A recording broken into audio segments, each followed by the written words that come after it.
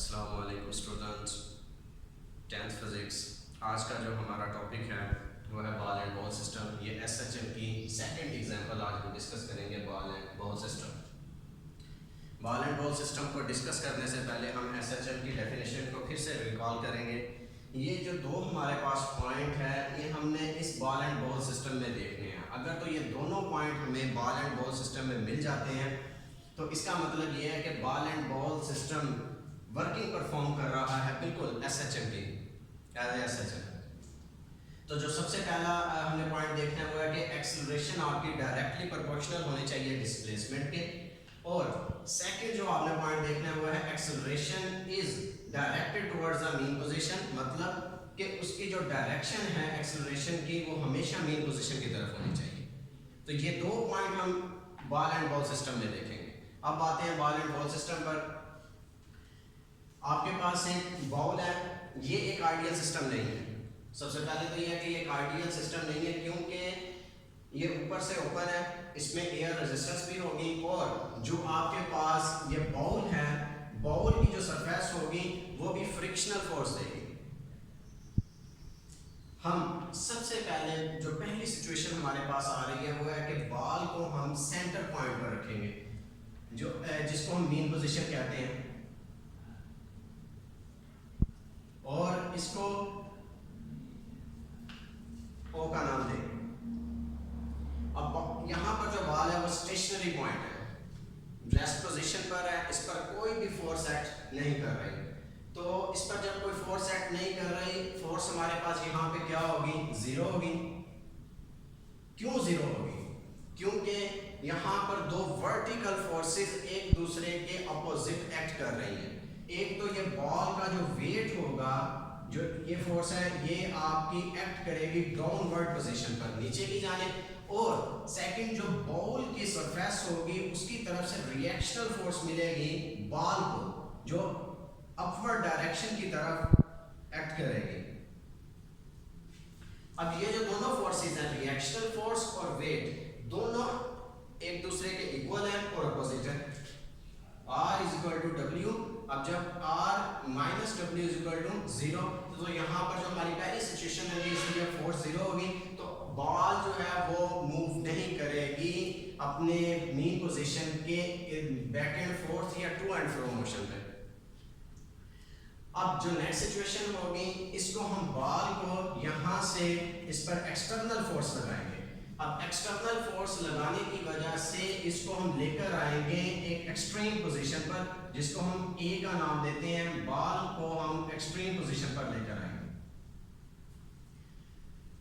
अब जैसे ही extreme position पर आएंगे, आप गौर करें कि आपने बॉल को यहाँ पे एक्सटर्नल फोर्स लगाई, उसको एक्सट्रीम पोजीशन की तरफ लेकर आए, तो बॉल सबसे पहले जो यहाँ पे कवर हुआ वो डिस्प्लेसमेंट कवर हुआ। तो डिस्प्लेसमेंट को हम एक्स से रिप्रेजेंट करते हैं, और उसकी जो डायरेक्शन होगी वो ओ से ए पॉइंट की तरफ होगी। तो ये मैं एरो से शो कर रहा हूँ कि ओ से ए की तरफ इसकी डायरेक्शन होगी। एक तो डिस्प्लेसमेंट के बारे में हमें पता चला। अब सेकंड ये है कि जब बॉल आपकी एक्सट्रीम पोजीशन पर होगी, इस बॉल में आपके पास मास भी होगा, और सेकंड जो पॉइंट है वो ग्रेविटेशनल जो एक्सेलरेशन है, जिसकी वैल्यू आपके पास है 10 मीटर पर सेकंड, ये इस बॉल पे एक्ट कर रही है डाउनवर्ड। ये जो ग्रेविटेशनल एक्सेलरेशन है बॉल को अपनी तरफ खींच रही है। और थर्ड जो इम्पैक्ट यहाँ पे आएगा वो है हाइट, कि इस बॉल ने हाइट को कंटेन किया होगा।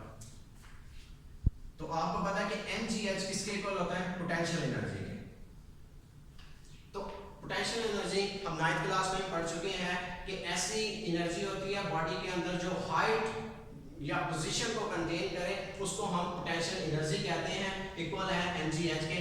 यहाँ पर जब आपके पास पोटेंशियल एनर्जी होगी, इसने हाइट को भी कंटेन किया होगा, तो ये मैक्सिमम होगी। इसलिए एक्सट्रीम पोजीशन पर अगर हम देखें तो पोटेंशियल एनर्जी आपकी एक्सट्रीम पोजीशन पर मैक्सिमम होगी। अब जब आपने इसको एक्सटर्नल फोर्स लगाई, एक्सटर्नल फोर्स लगाकर आप एक्सट्रीम पोजीशन तक बॉल को लेकर गए हैं, तो यहाँ पर सपोज कर लेंगे फोर्स यहाँ पे आप लगाना शुरू की, यहाँ पे फोर्स 1 थी, 2 3 4, यहाँ तक आते हुए बॉल में 5 न्यूटन फोर्स आपकी ऐड हो चुकी है, कि इस वक्त स्टोर है 5 न्यूटन फोर्स।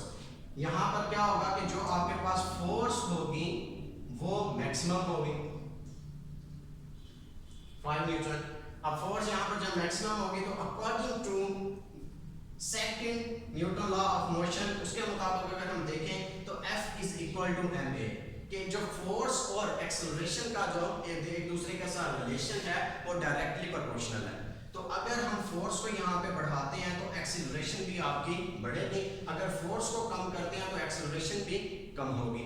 तो यहाँ पर अगर फोर्स 5 न्यूटन है और ये मैक्सिमम है तो इसलिए अगर फोर्स बढ़ रही है तो एक्सेलरेशन भी क्या होगी, बढ़ेगी। तो यहाँ पर एक्सेलरेशन भी एक्सट्रीम पोजीशन पर आपके पास एक्सट्रीम पोजीशन पर मैक्सिमम होगी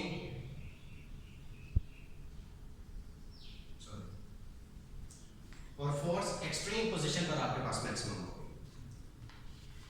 अब जब हम इस बॉल को यहां से रिलीज करेंगे, यहां से छोड़ेंगे, तो वो बहुत ही स्पीड के साथ, वेलोसिटी के साथ मीन पोजीशन पर रहेगी।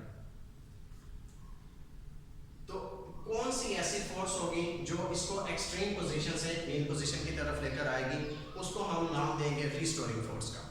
तो रीस्टोरिंग फोर्स क्या करेगी, इस बॉल को एक्सट्रीम पोजीशन से ए से ओ की तरफ लेकर आएगी।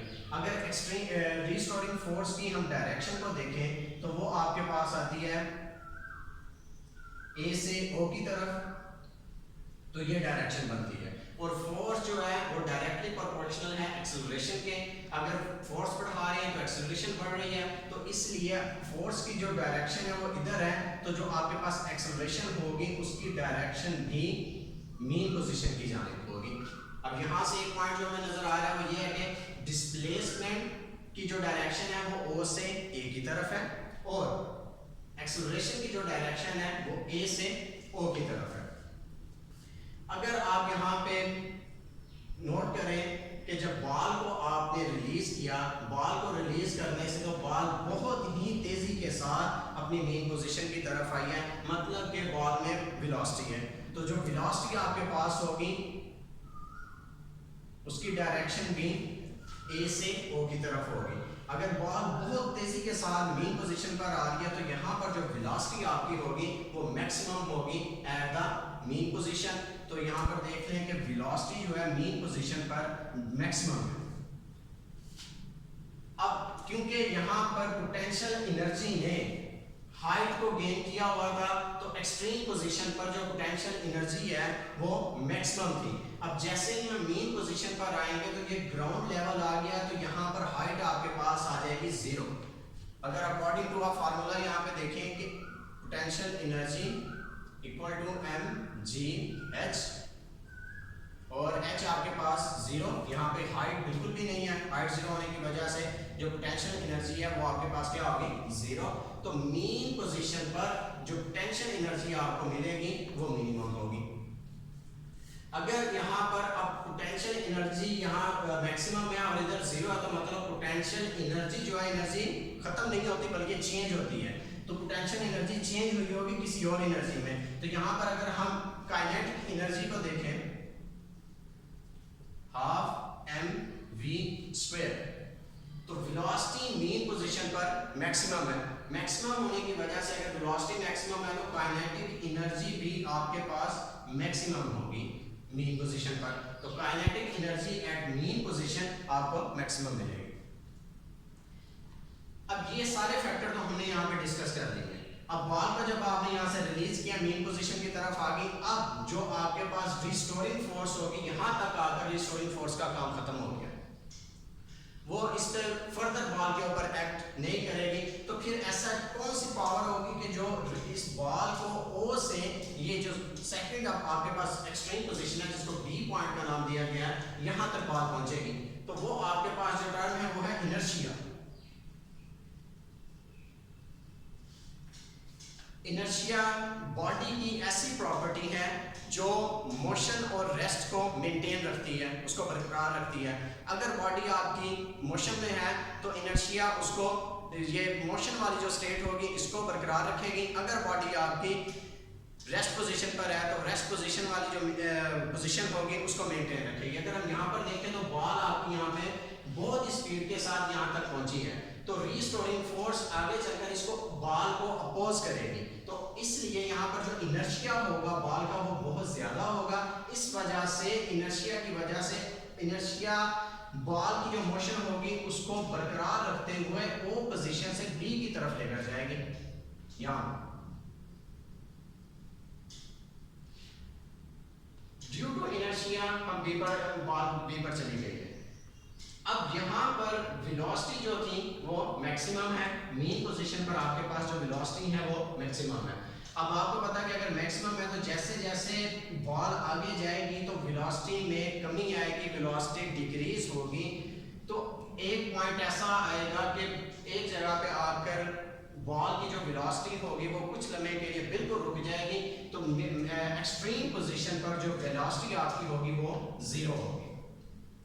तो eight extreme position velocity minimum हो जाएगी। अब मिनिमम होने की वजह से अगर हम काइनेटिक एनर्जी को यहाँ पर देखें तो काइनेटिक एनर्जी आपके पास है हाफ mv²। अगर एक्सट्रीम पोजीशन पर वेलोसिटी जीरो होती है तो v के इस फॉर्मूले में अगर हम वैल्यू पुट करें जीरो की mv², तो काइनेटिक एनर्जी जो आपके पास है वो जीरो। तो एक्सट्रीम पोजीशन पर काइनेटिक एनर्जी आपको क्या मिलेगी, मिनिमम मिलेगी। अब यहाँ पर क्या आप 9th क्लास का एक कॉन्सेप्ट यहाँ पे रिकॉल हो रहा है कि हमने पढ़ा था कि वेलोसिटी अगर डिक्रीज करें तो एक्सेलरेशन जो होती है वो रिटार्डेशन में चेंज हो जाती है, या फिर हम इसको नेगेटिव एक्सेलरेशन कहते हैं, क्योंकि वेलोसिटी आपके पास यहाँ पर मैक्सिमम है। जैसे ही बॉल आगे आ गया मैक्सिमम से मिनिमम का वेलोसिटी डिक्रीज होना शुरू हो गई है। अब डिक्रीज होने की वजह से वेलोसिटी की जो डायरेक्शन होगी एक तो ओ से बी की तरफ होगी। जब वेलोसिटी डिक्रीज होगी तो एक्सेलरेशन आपकी नेगेटिव हो जाएगी। अब जो नेगेटिव एक्सेलरेशन है उसकी डायरेक्शन बी से ओ की तरफ होगी, अपोजिट टू द वेलोसिटी। अब यहाँ पर जैसे ही बॉल आपके एक्सट्रीम पोजीशन पर पहुंचेगी तो बॉल को रीस्टोरिंग फोर्स क्या करेगी, दोबारा से इसको मीन पोजीशन की तरफ लेकर आएगी। तो जो रीस्टोरिंग फोर्स आपके पास उसकी डायरेक्शन भी क्या होगी, मीन पोजीशन की तरफ बी से ओ की तरफ। तो आपका यहाँ पर आपको एक पॉइंट जो मिला है वो ये है कि acceleration is always directed towards the mean position, कि एक्सेलरेशन की हमेशा जो डायरेक्शन होगी वो मीन पोजीशन की तरफ होगी। आप इधर देख रहे हैं कि एक्सेलरेशन की जो डायरेक्शन है वो मीन पोजीशन की तरफ है। अगर ए से ओ की तरफ देखें तो एक्सेलरेशन की जो डायरेक्शन है वो मीन पोजीशन की तरफ है। तो यही चीज। और सेकंड जो है कि एक्सेलरेशन डायरेक्टली प्रोपोर्शनल है डिस्प्लेसमेंट के। तो according to second Newton law of motion के मुताबिक जब फोर्स डायरेक्टली प्रोपोर्शनल है एक्सेलरेशन के, जैसे फोर्स बढ़ाएंगे एक्सेलरेशन भी बढ़ेगी। तो हमने यहाँ पर देखा कि जब एक्सटर्नल फोर्स को अप्लाई किया गया और इस मैक्सिमम पोजीशन पर लेकर आए तो यहाँ पर फोर्स इंक्रीज हुई तो डिस्प्लेसमेंट भी इस बॉल ने कवर किया, तो डिस्प्लेसमेंट भी इसका इंक्रीज हुआ। तो इसका मतलब यह है कि हमारे ये दोनों पॉइंट यहाँ पर प्रूव हो चुके हैं। अब यहाँ पर क्या होगा कि बॉल जो है अपने ही मीन पोजीशन के बैक एंड फोर्थ या फिर टू एंड फ्रो या उर्दू में अगर हम कहें आगे और पीछे इसी तरह मूवमेंट करती रहेगी करती रहेगी करती रहेगी, यहाँ तक के अपनी एक जो बॉल की फ्रिक्शनल फोर्स है उसकी वजह से ये आके रुक जाएगी। तो बिल्कुल एसएचएम को ball and ball system execute कर रहा है, ये हमारा टॉपिक था। अगर हम यहाँ पर एक आइडियल सिस्टम को लें तो आइडियल सिस्टम हमारे पास ऐसा होगा कि इसको हम क्लोज कर दें और यहाँ पे इसकी फोर्स खत्म कर दें कि रेजिस्टेंस भी आपकी एयर रेजिस्टेंस ना हो और बॉल का जो सरफेस है उसकी तरफ से कोई फ्रिक्शन ना हो। तो फिर अगर बॉल को आप यहाँ से छोड़ते हैं तो ए से बी, तो बॉल कभी भी नहीं रुकेगी, वो ए से बी पॉइंट पर जाएगी और बी से ए पॉइंट की तरफ आएगी। तो ये आज का हमारा टॉपिक है बॉल एंड बॉल सिस्टम। उम्मीद है कि आपको ये टॉपिक बिल्कुल अच्छी तरह से समझ आ चुका होगा। इंशाल्लाह मिलते हैं नेक्स्ट लेक्चर में। अल्लाह हाफिज़।